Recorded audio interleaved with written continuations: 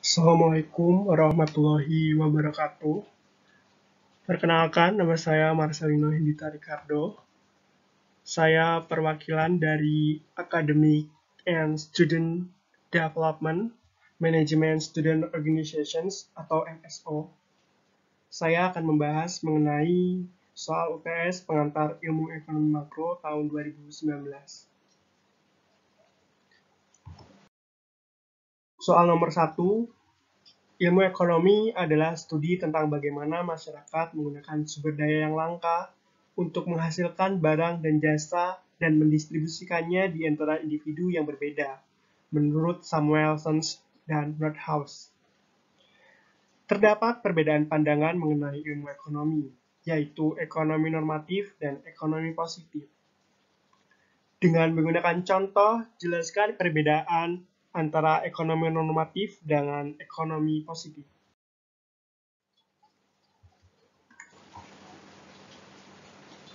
Analisa ekonomi normatif yaitu menganalisa mengenai ekonomi kemakmuran atau welfare economics berdasarkan analisa yang melihat suatu permasalahan berdasarkan apa yang seharusnya terjadi, what should be happen, yang menitikberatkan pada pendekatan norma, aturan, dan ketentuan yang berlaku. Contoh analisa ekonomi normatif adalah sebagai berikut. Pertama, berapa persen sebaiknya anggaran dinaikkan per tahun untuk pembangunan infrastruktur? Kedua, sampai ke titik berapa inflasi dianggap wajar dan dapat diterima? Ketiga, haruskah sistem pajak diarahkan untuk mengatasi masalah ekonomi masyarakat golongan ekonomi menengah ke bawah? Berdasarkan ketiga contoh analisa ekonomi normatif tersebut, kita bisa melihat karakteristik yang mendasari pada pendekatan ekonomi normatif atau pandangan ekonomi normatif. Lebih ditekankan dan didasarkan pada norma-norma, aturan, dan ketentuan. Misalnya saja, untuk contoh nomor 2, sampai ke titik berapa inflasi dianggap wajar dan dapat diterima. Yang mendasari pertanyaan nomor 2 ini adalah norma, bahwa sampai ke titik berapa inflasi tersebut ditetapkan agar dianggap wajar dan dapat diterima. Selanjutnya, analisa ekonomi positif, yaitu menganalisa mengenai hal-hal faktual sesuai dengan fakta yang melihat suatu permasalahan berdasarkan apa yang sesungguhnya terjadi. What really happened?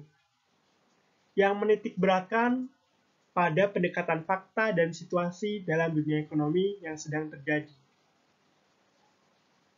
Dengan hubungan sebab akibat. Sebagai contoh, analisa ekonomi positif, pertama, penurunan pasokan minyak bumi akan menyebabkan kenaikan harga minyak bumi. Kedua, mengurangi pajak penghasilan akan meningkatkan insentif konsumen untuk berbelanja lebih banyak. Ketiga, pemberian bantuan langsung tunai atau BLT dari pemerintah akan meningkatkan daya beli konsumen dan meningkatkan aktivitas ekonomi nasional. Berdasarkan ketiga contoh analisa ekonomi positif tersebut, bahwa titik berat dari pandangan ekonomi positif adalah mengenai analisa permasalahan yang sedang terjadi, yaitu secara fakta, dan bahkan yang akan diramal akan terjadi. Yang menekankan juga pada hubungan kausalitas atau sebab akibat. Di sini misalnya untuk contoh nomor 1, sebagai contoh. Penurunan pasokan minyak bumi akan menyebabkan kenaikan harga minyak bumi.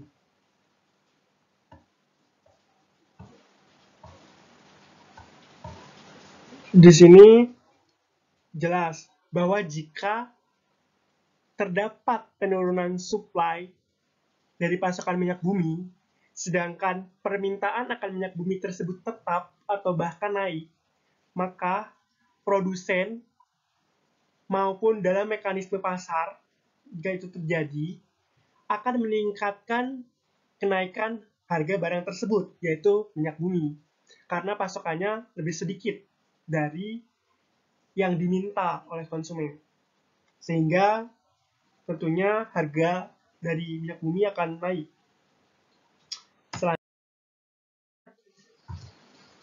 Soal nomor 2, yaitu 3 pertanyaan fundamental makroekonomi adalah what, how, for whom. Dengan menggunakan contoh, jelaskan maksud dari ketiga pertanyaan makro tersebut. Jawabannya, 3 pertanyaan fundamental makroekonomi atau pertanyaan mendasar makroekonomi adalah what, apa yang akan diproduksi, how, bagaimana cara memproduksi, for whom, untuk siapa barang diproduksi. Untuk menganalisa pertanyaan what atau apa yang akan diproduksi, yaitu pertanyaan tersebut merupakan masalah pokok dalam ekonomi mengenai barang maupun jasa apa yang akan diproduksi dan berapa banyak. Dalam hal ini juga harus diputuskan mengenai kombinasi jumlah barang dan atau jasa yang paling memuaskan kebutuhan dikarenakan keterbatasan sumber daya atau law of scarcity. Contohnya, adanya wabah COVID-19 membuat perusahaan tekstil merubah jenis produksi dari memproduksi pakaian menjadi produksi masker, kain, dan APD. Berdasarkan contoh tersebut, kita menganalisa pertanyaan what dari contoh ini adalah produk yang akan dibuatnya, yaitu produksi masker, kain, dan APD. Untuk analisa pertanyaan kedua yaitu how, bagaimana cara memproduksi. Pertanyaan ini membahas mengenai bagaimana kombinasi faktor produksi dan sistem atau cara yang digunakan untuk memproduksi suatu barang dan jasa tertentu yang paling efisien. Contoh, untuk memenuhi lonjakan permintaan masker kain dan APD dari konsumen, maka produsen mulai merekrut tenaga kerja tambahan dan mendatangkan mesin produksi untuk memenuhi permintaan konsumen. Dalam menjawab pertanyaan how, yaitu bagaimana cara memproduksi, dari contoh kasus tersebut, yaitu kita bisa tahu bahwa how itu menyangkut bagaimana kita akan memproduksi suatu barang dan jasa tertentu. Di sini, sesuai dengan analisis dari contoh, yaitu dengan merekrut tenaga kerja dan mendatangkan mesin produksi untuk memproduksi masker kain dan APD guna memenuhi permintaan dari konsumen. Untuk pertanyaan ketiga, yaitu pertanyaan for whom. Untuk siapa barang diproduksi? Pertanyaan ini membahas mengenai untuk siapa suatu barang dan jasa diproduksi, dan bagaimana distribusi barang dan jasa dilakukan ke berbagai satuan-satuan atau pelaku ekonomi dalam sistem ekonomi. Sebagai contoh, perusahaan tekstil X memproduksi masker kain untuk seluruh lapisan masyarakat yang memiliki resiko rentan terpapar virus corona dan memasarkannya ke seluruh wilayah di Indonesia. Dalam menjawab pertanyaan forum untuk contoh kasus tersebut, kita bisa mengetahui yaitu untuk siapa masker kain dan APD ini diproduksi oleh perusahaan tekstil X, yaitu di sini untuk seluruh lapisan masyarakat yang memiliki resiko rentan terpapar virus corona dan akan memasarkannya ke seluruh wilayah di Indonesia. Jadi, produksi masker itu untuk seluruh masyarakat yang memiliki resiko rentan terpapar virus corona di Indonesia.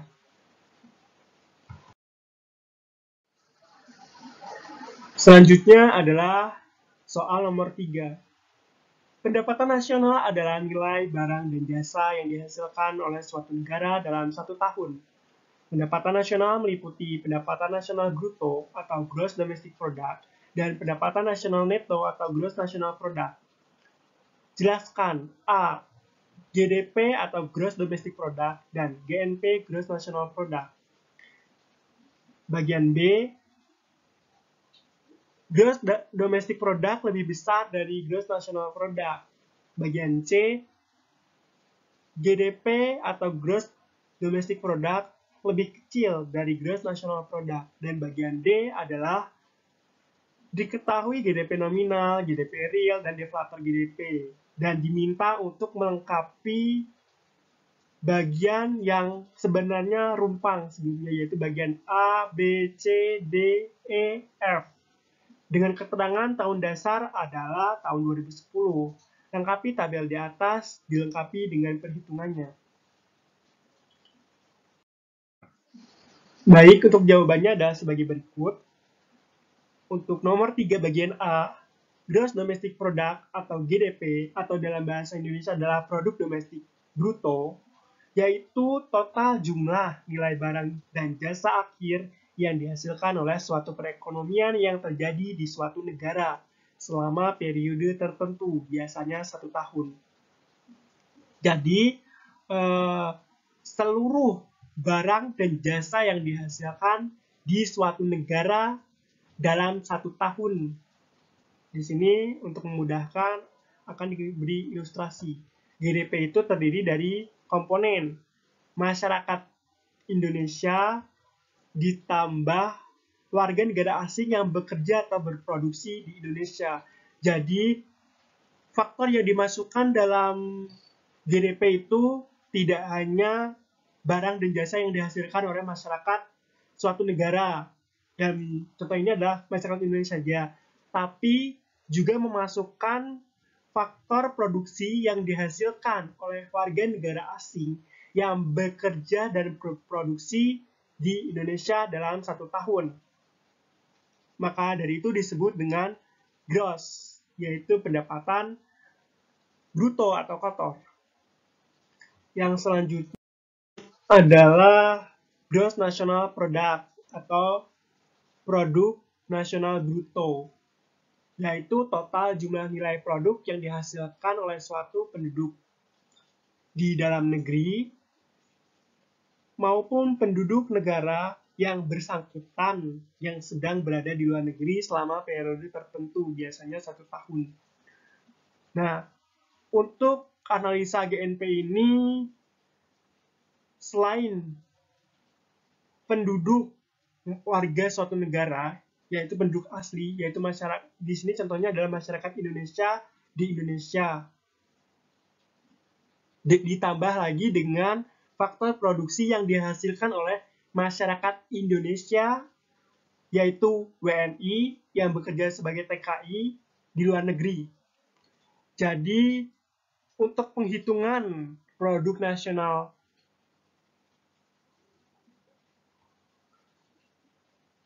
Gross National Product ini yaitu murni seluruh barang dan jasa yang dihasilkan oleh penduduk suatu negara, baik di dalam negeri maupun penduduk negara yang bersangkutan di luar negeri.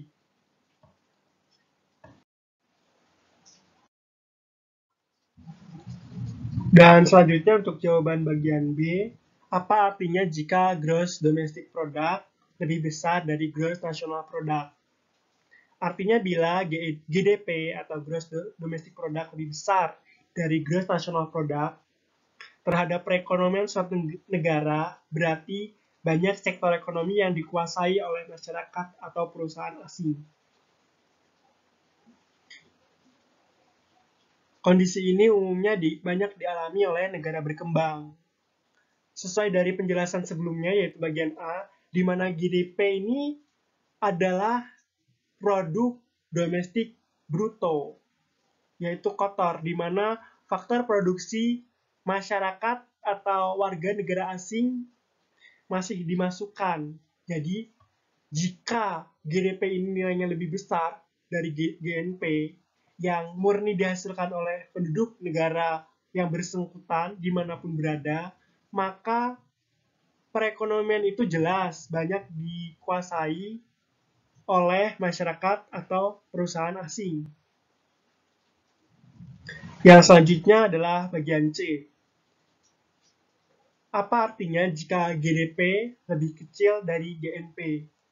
Artinya bila GDP lebih kecil dari GNP terhadap perekonomian suatu negara, berarti banyak sektor ekonomi yang dikuasai oleh masyarakat atau perusahaan dari dalam negara yang bersangkutan.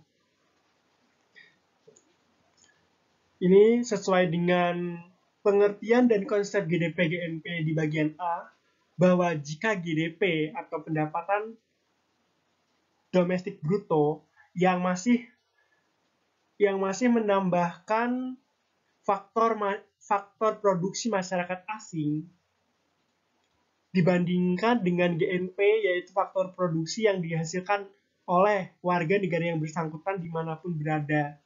Jika GDP lebih kecil dari GNP, maka bisa diartikan bahwa produksi yang dihasilkan di suatu negara tersebut banyak dikuasai maupun diproduksi oleh masyarakat dari negara yang bersangkutan, baik individu atau masyarakat maupun perusahaan.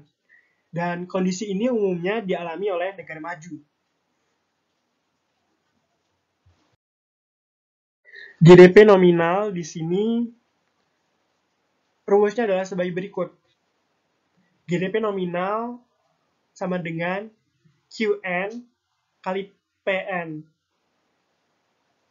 QN itu apa? QN itu adalah kuantitas pada tahun N atau dasar, yaitu QN. Dan ini menunjukkan tahun dasar, yaitu tahun 2010. Dan PN itu simbol dari price atau harga, yaitu harga pada tahun dasar tahun 2010. Di sini untuk bagian A kita bisa mencari Q-nya atau Q-nya yaitu 20, masukkan ke sini 20, dan harganya 5, masukkan ke price atau PN ini 5.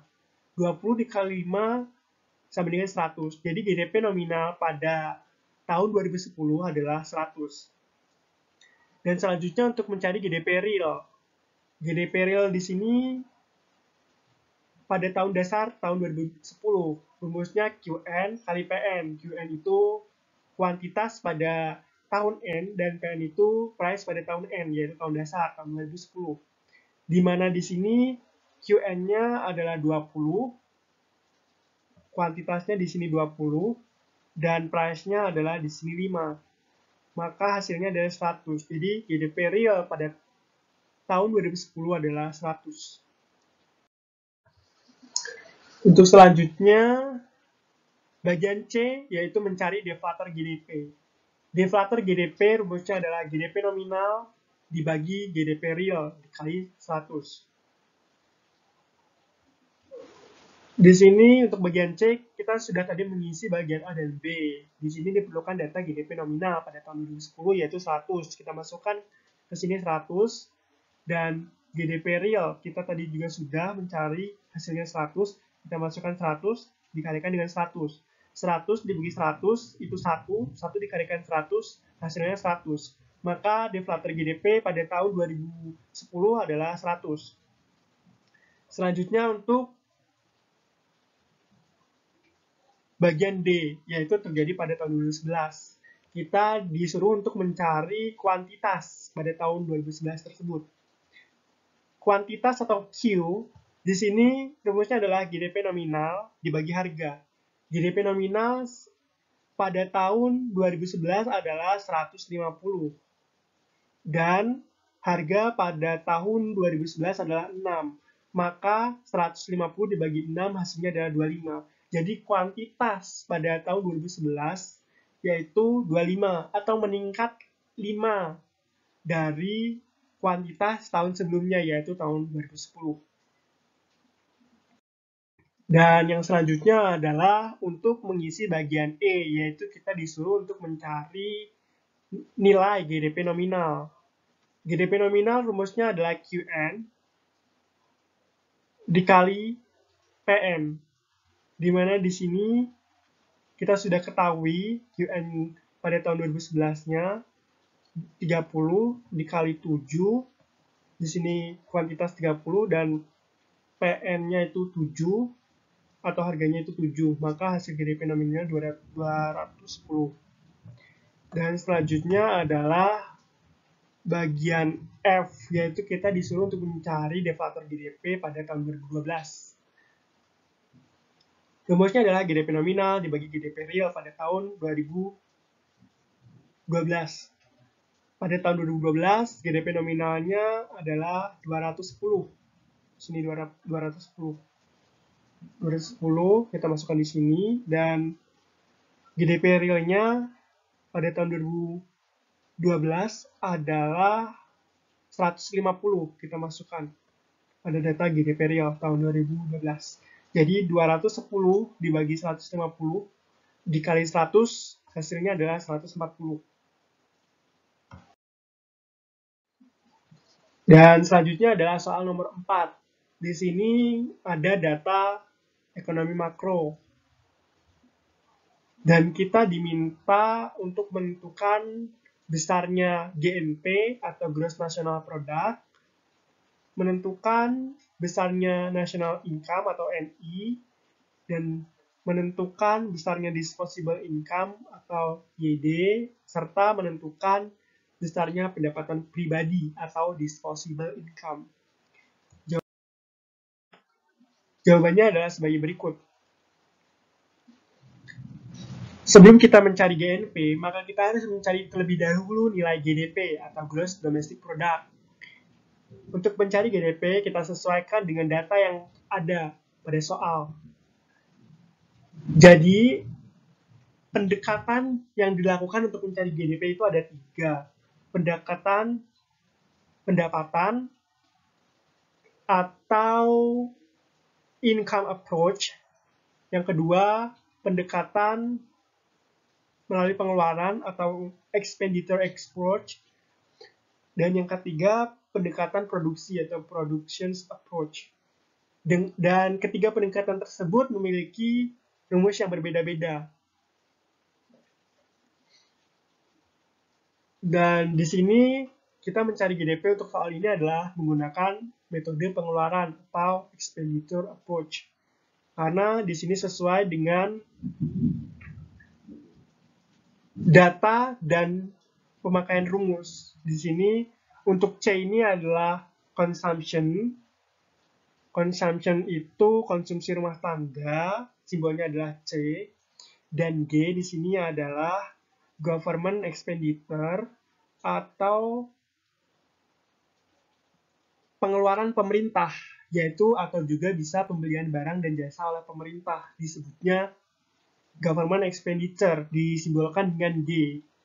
Dan ditambah juga dengan interest, ditambah juga dengan investasi.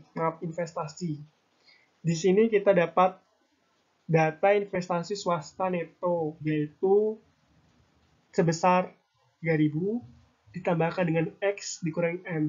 X ini adalah simbol dari ekspor, dan M ini adalah simbol dari impor. Kita masukkan datanya satu persatu. Untuk konsumsi rumah tangga, datanya 30.750 ditambahkan dengan pembelian barang dan jasa pemerintah atau government expenditure 7.500 ditambahkan dengan investasi swasta neto yaitu sebesar 3.000. Ditambahkan lagi dengan data ekspor yaitu 1.500 dan data impor yaitu 1.800. Untuk X dan M ini pengoperasiannya dikurangkan. Jadi nanti bisa didapatkan neto dari ekspor dan impor. Bisa positif maupun negatif. Kita jumlahkan terlebih dahulu yang semua yang di luar kurung, tanda kurung, yaitu 30.750 ditambah 7.500 ditambah 3.000. Hasilnya adalah 41.250. Dan untuk faktor X dan M ini 1.500 dikurangi 1.800 menghasilkan minus 300. Maka terjadi pengoperasian pengurangan, yaitu 41.250 dikurangi 300, menghasilkan 40.950. Maka ini adalah nilai GDP, yaitu nilai GDP-nya 40.950. Setelah kita mengetahui nilai dari GDP, kita akan mencari nilai GNP. Di mana rumus dari GNP itu sendiri adalah GDP ditambah produk neto luar negeri. Kita masukkan nilai GDP. GDP-nya adalah 40.950. Dan dalam soal ini tidak diketahui data produk neto luar negeri. Apa itu produk neto luar negeri? Produk neto luar negeri itu biasanya adalah produksi antara masyarakat negara yang bersangkutan dikurangkan dengan produksi masyarakat asing menghasilkan produk neto luar negeri.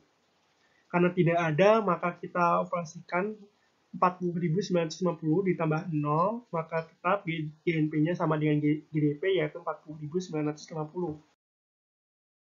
Selanjutnya, kita mencari NNP untuk mengetahui tadi NNI. NNP di sini kita mencarinya dengan rumus GNP dikurangi penyusutan atau depresiasi. Sebagaimana kita ketahui, nilai GNP tadi adalah 40.950 dikurangi penyusutan atau depresiasi, yaitu 750 di sini penyusutan. 750. Jadi 40.950 dikurangi dengan 750, hasilnya adalah 40.200. Nah, jadi hasil NNP-nya kita udah ketahui 40.200. Sekarang untuk mencari NI atau NNI, yaitu NNP dikurangi pajak tidak langsung atau pajak tak langsung. NNP-nya tadi sebesar 40.200 dan pajak tidak langsung atau pajak tak langsungnya adalah 450. Maka 40.200 dikurangi dengan 450, hasilnya adalah 39.750. Jadi untuk besar NI atau NNI ini adalah 39.750. Nah, setelah kita mendapatkan nilai NI, maka kita disuruh untuk mencari PI atau personal income. Harusnya ini sebelum disposable income, kita harus mencari dulu PI-nya atau personal income. Di sini PI-nya dicari dengan rumus NNI ditambah transfer payment dikurangi laba, ditahan, ditambah iuran asuransi, ditambah iuran jaminan sosial, dan pajak perseroan. Nilai NNI-nya adalah 39.750 ditambah transfer payment-nya 0 karena tidak ada data di sini, dikurangkan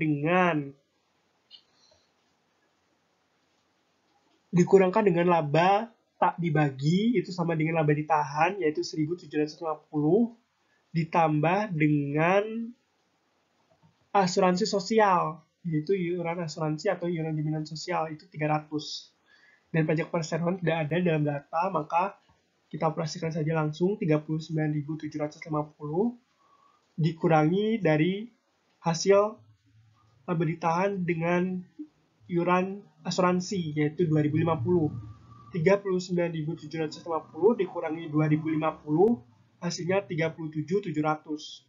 Ini adalah nilai PI, yaitu personal income, atau pendapatan pribadi. Yang selanjutnya adalah DI. DI atau disposable income. Untuk mencari DI, rumusnya adalah personal income atau PI dikurangi pajak langsung. Di sini PI-nya adalah 37.700 dikurangi 0, karena dalam data ini tidak diketahui nilai pajak langsungnya. Maka hasilnya adalah 37.700. Nah, jadi nilai besarnya masing-masing komponen perhitungan pendapatan nasional adalah sebagai berikut. Nilai GNP untuk menjawab soal bagian A yaitu 40.950, bagian B nilai net national income atau NI-nya yaitu 39.750, bagian C nilai disposable income-nya 37.700, dan bagian D yaitu nilai personal income atau pendapatan pribadinya yaitu 37.700. catatan tambahan. Di sini untuk mencari nilai GDP dapat dilakukan dengan 3 pendekatan, yaitu pendekatan pendapatan. Rumusnya R plus W plus I plus P. Ini adalah singkatan dari rent, simbol dari rent atau sewa. W adalah wage, yaitu upah. Dan I itu interest atau bunga. Dan P adalah profit atau laba atau keuntungan. Nah, selanjutnya bisa juga dicari dengan metode pendekatan pengeluaran. Rumusnya C plus G plus I ditambah X dikurangi M. C itu tadi simbol dari consumption, yaitu konsumsi rumah tangga. Kalau G ini government expenditure, yaitu konsumsi atau pembiayaan atau pembelanjaan yang dilakukan pemerintah. Dan I adalah investment, yaitu investasi. Dan X itu adalah ekspor, M adalah simbol untuk impor. Selanjutnya ada nih pendekatan yang ketiga, yaitu pendekatan produksi. Dengan menjumlahkan nilai tambah atau added value dari proses produksi. Nah, untuk memakai pendekatan-pendekatan untuk mencari nilai GDP ini disesuaikan sekali lagi dengan data yang ada dalam soal. Jika data yang munculnya berhubungan dengan rumus pengeluaran, yaitu C plus G plus I plus XM, maka yang digunakan adalah metode pendekatan pengeluaran. Namun jika yang keluar datanya berhubungan dengan yang ada di rumus pendekatan pendapatan, yaitu RWIP atau Rent, Wage, Interest, dan Profit, maka digunakanlah pendekatan pendapatan. Namun jika ada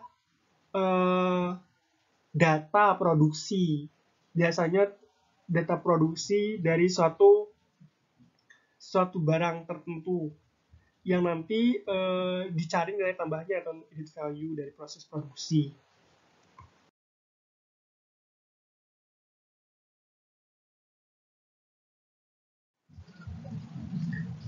Terima kasih, mungkin sekian dari pembahasan mengenai soal ujian tengah semester pengantar ilmu ekonomi makro tahun 2019. Do your best for the middle exams, always try and pray. Sekian, saya mohon maaf bila ada kesalahan dalam tutur kata. Wassalamualaikum warahmatullahi wabarakatuh.